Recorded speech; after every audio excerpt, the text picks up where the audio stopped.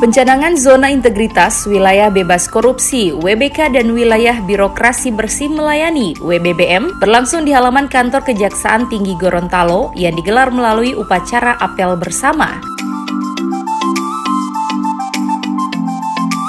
Upaya memerangi korupsi yang menjadi salah satu tindakan merugikan baik oleh individu maupun negara terus digalakkan untuk menciptakan kepercayaan masyarakat terhadap proses pelayanan dalam bidang birokrasi.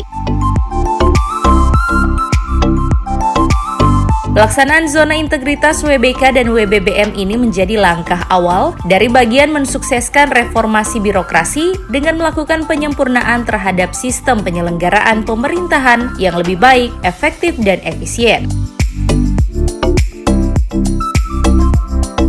Zona integritas sendiri merupakan predikat yang diberikan kepada instansi pemerintah yang berkomitmen untuk mewujudkan wilayah bebas korupsi dan wilayah birokrasi bersih melayani melalui reformasi birokrasi, khususnya dalam hal pencegahan korupsi dan peningkatan kualitas pelayanan publik. Disampaikan bahwa ini merupakan salah satu upaya reformasi birokrasi dalam rangka meningkatkan pelayanan publik kepada masyarakat dan meningkatkan juga pelayanan yang efektif dan efisien kepada masyarakat. Jangan zona integritas ini merupakan komitmen dari Kejaksaan Tinggi untuk menyatakan